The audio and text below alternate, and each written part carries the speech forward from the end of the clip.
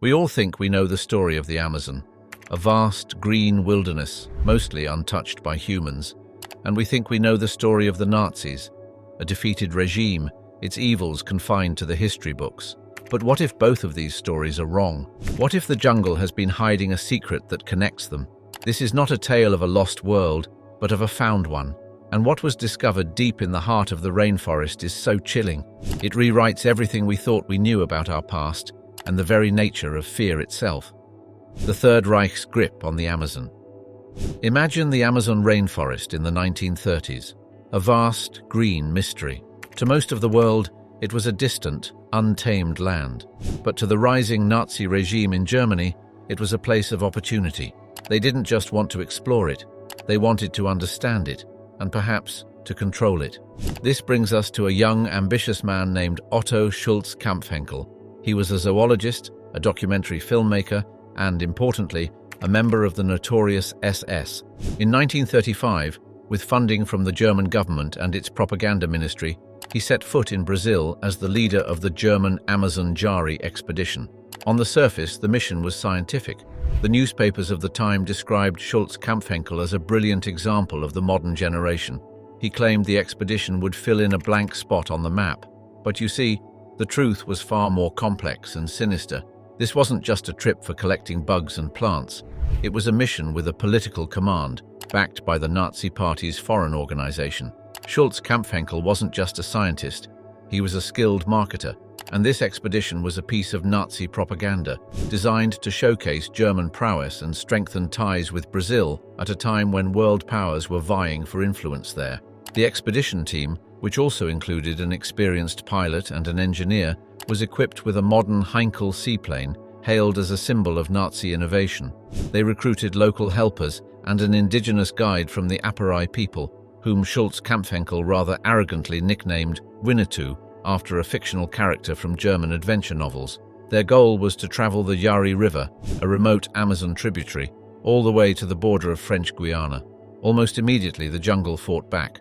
The prized seaplane crashed into driftwood on the river just a few weeks into the journey.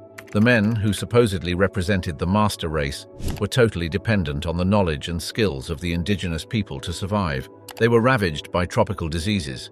Malaria swept through the team, and Schulz-Kampfenkel himself came down with a severe case of diphtheria. The expedition's foreman, a man named Joseph Greiner, wasn't so lucky.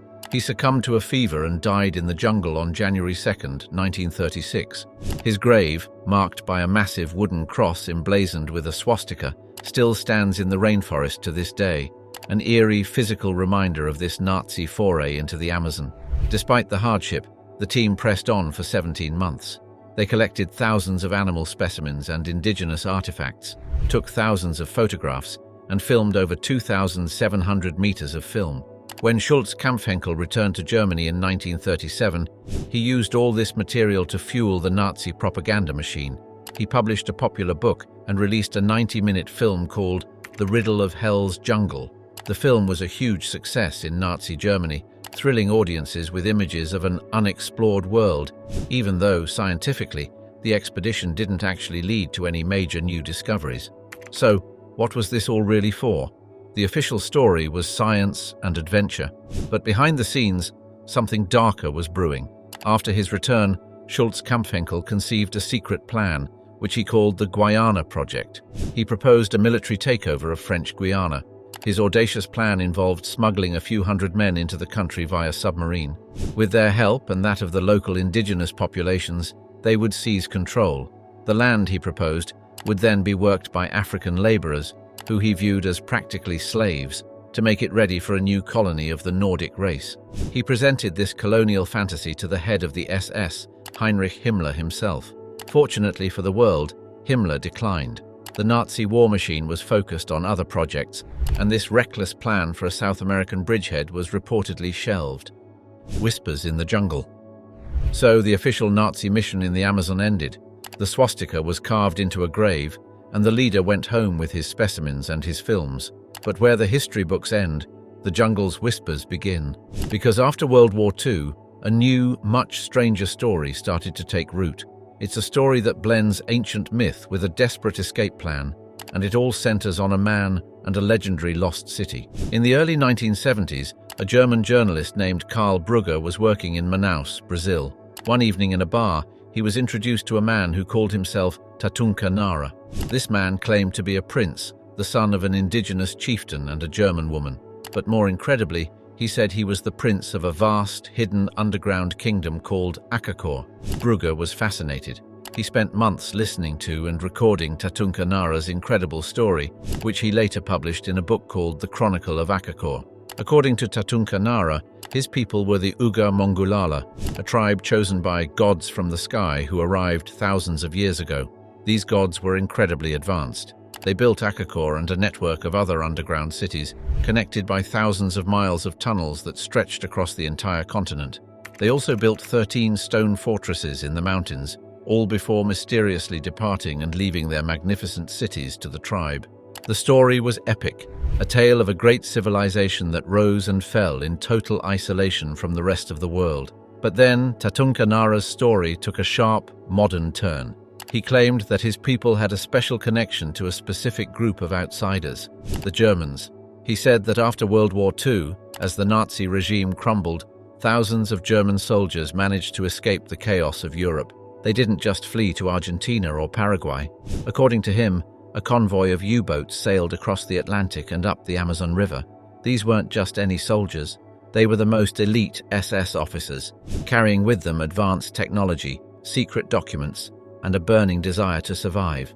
Tatunka Nara claimed his people welcomed these Germans as long-lost brothers.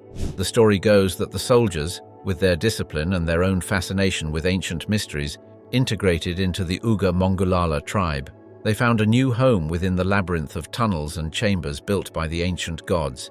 Here, in this hidden fortress deep beneath the impenetrable jungle, the last remnants of the Third Reich were supposed to have found their final refuge, waiting for the right moment to re-emerge. Now, it's crucial to take a step back here. Karl Brugger's book was a sensation, but it was built on the word of one man. Tatunka Nara himself became a legendary and deeply controversial figure. He would often guide expeditions into the jungle in search of Akakor, but these trips never found the city. Worse still, several people who went into the jungle with him were never seen again, casting a dark and sinister shadow over his entire story. So, the world was left with a powerful, intoxicating legend. On one hand, you have a documented historical Nazi interest in the Amazon. On the other hand, you have this wild tale of a hidden city and escaped Nazis. A bridge of legends. So now we have two separate stories. In one, there are hard, recorded facts, a Nazi expedition cutting through dense jungle, logging rivers, making notes and films. In the other, there is a wild, almost dreamlike legend about a hidden city and soldiers who never left. They feel like they come from different worlds. But what if we try to build a bridge between them? What if the legend of Akakor did not suddenly appear after the war?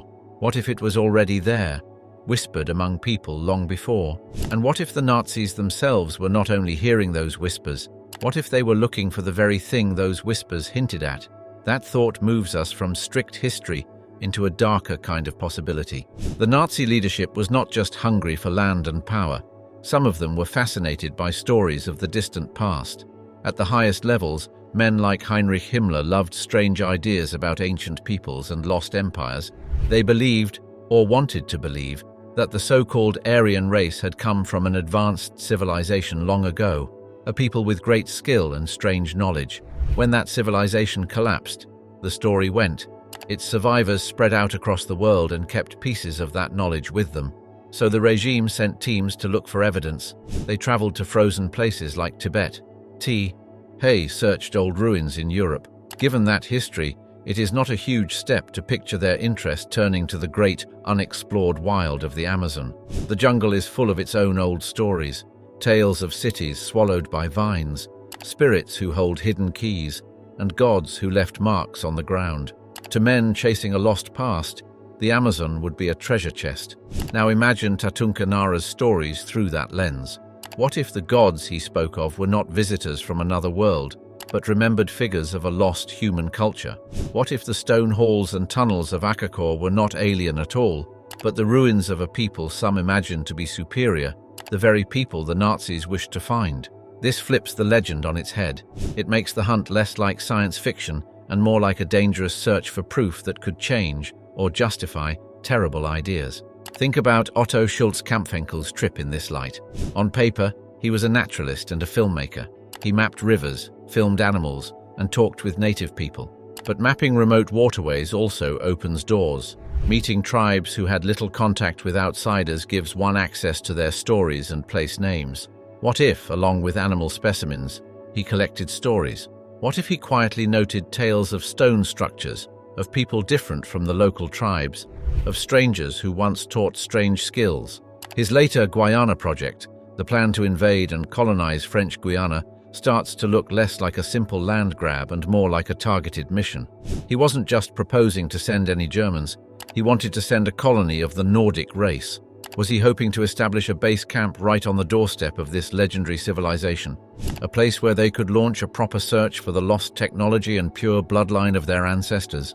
When we hear the later story of Tatunka Nara, about the U-boats arriving after the war, it suddenly fits into a terrifying, pre-prepared narrative. The escaping SS officers weren't just randomly fleeing into the jungle. They were following a map made of both whispered legends and the hard geographical data collected by Schultz-Kampfenkel. They weren't just looking for a hiding place.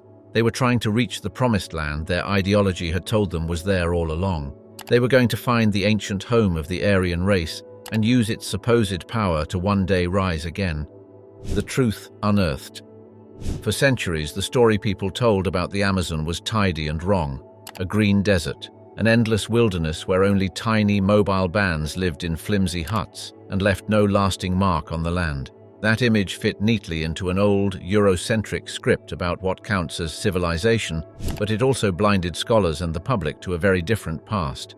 In 2024, deep in Ecuador's Upano region, archaeologists forced us to burn that script. Beneath the forest canopy, they found a huge ancient city, an urban landscape thriving some 2,500 years ago, a full millennium older than any comparable Amazonian site we'd known. This was not a scatter of huts. There were thousands of rectangular earthen platforms, leveled mounds where houses and public buildings once stood, grouped around central plazas. The scale is staggering. More than 6,000 structures mapped so far, a web of engineered roads and waterways, and a population that archaeologists estimate could have reached tens of thousands, perhaps even 100,000 at its peak, the size of a medieval metropolis. How did this colossal secret remain hidden for so long? The jungle is the world's best concealer. From the forest floor, ruins melt into hummocks and trees. You can walk across the top of a plaza and never suspect the plan beneath your feet. The breakthrough came from LiDAR. From a plane, a LiDAR system fires a rapid grid of infrared laser pulses, hundreds of thousands every second. Each pulse that hits the ground, or a tree, or a roof, bounces back, and the system measures how long that round trip took, which tells us the exact distance. Those distance measurements become a huge point cloud, millions of tiny dots that together map the surface in great detail. Computers turn that cloud into high-resolution 3D images, and researchers can then digitally remove the tree canopy. When the leaves are scrubbed away on screen, the true shape of the land, terraces, mounds, roads, and other archaeological features appears clearly. Scientists flew over 300 square kilometers of canopy, firing laser pulses that seep through leaves and return precise measurements of the ground. What LiDAR revealed rewrites assumptions. These were landscape architects, not accidental settlers. But there's also a sobering twist. The city sits in a volcanic shadow. Volcanic soils are famously fertile, and that fertility may have fed the dense population and intensive agriculture that supported urban life. But the very volcano that enriched the land could have helped undo it. A sudden massive eruption, a series of environmental shocks, or longer-term social stressors might have triggered decline. But in the end, the jungle reclaimed the architecture it once helped sustain. The symphony of stone and earth. Let's take a closer look at the roads of this lost city, because they change everything we thought we knew about life in the Amazon. At first glance, you might imagine a tangle of goat trails or random footpaths, but these were none of that. What archaeologists have uncovered is a deliberate grid of broad, straight avenues that stitch settlements, plazas, and ritual spaces together. One single road runs for an incredible 25 kilometers. That's 25 kilometers of deliberately straight engineering, carved across a landscape of rolling hills, braided rivers, and dense forest. It's not the work of individuals drifting where it was easiest. It's the work of planners with a shared map and a shared purpose. Straight roads and right angles are more than aesthetic choices. They demand surveying, labor organization, and a vision that places human design above the whims of nature. To lay a straight line through a swamp or over a ridge requires teams, tools, and authority. That tells us the society wasn't a loose cluster of villages. It was a community with civic ambition. They were landscape architects on a grand scale, intentionally shaping how people moved, met, and experienced space. But these avenues weren't only functional highways. In many places, the size and placement of the roads point to ritual use, processional ways where the living walked toward temples, ancestral plazas, or sacred water sources. Imagine a caravan moving along a raised causeway at sunrise, drums in the distance, the whole procession aligned with a temple axis. The roads connected people to each other and to their beliefs. Travel and worship become the same act, performed on purpose-built stages. Then there was the water, and their relationship with it is equally brilliant. The Amazon is water. Instead of trying to fight the rain and flood cycles, these people managed them. They dug long causeways edged by ditches that researchers now interpret as canals. Dual-purpose engineering that drained excess water, protected routes from seasonal flooding, and probably carried canoes loaded with goods. It's a clever adaptation. They turned a potential enemy, relentless water, into a transportation network and a farming aid. Not everything about this society was serene. Archaeologists have also found defensive features. Ditches blocking entries to certain settlements and strategically placed embankments. Those measures hint at conflict, whether violent raids, territorial disputes, or the need to control access during tense seasons. This civilization contained real people with real fears and strategies, not an idyllic backwater. After 25 years of patient research, the picture that emerges is staggering. This is not a single village but an interconnected, densely populated landscape, a civilization crafted across river basins and forest margins. Some researchers argue that its scale rivals, maybe even exceeds, well-known complex societies like the classic Maya. But where the Maya expressed power in towering pyramids and stelae, this Amazonian culture spoke in causeways, canals, and community grids, a different language of power written into the earth.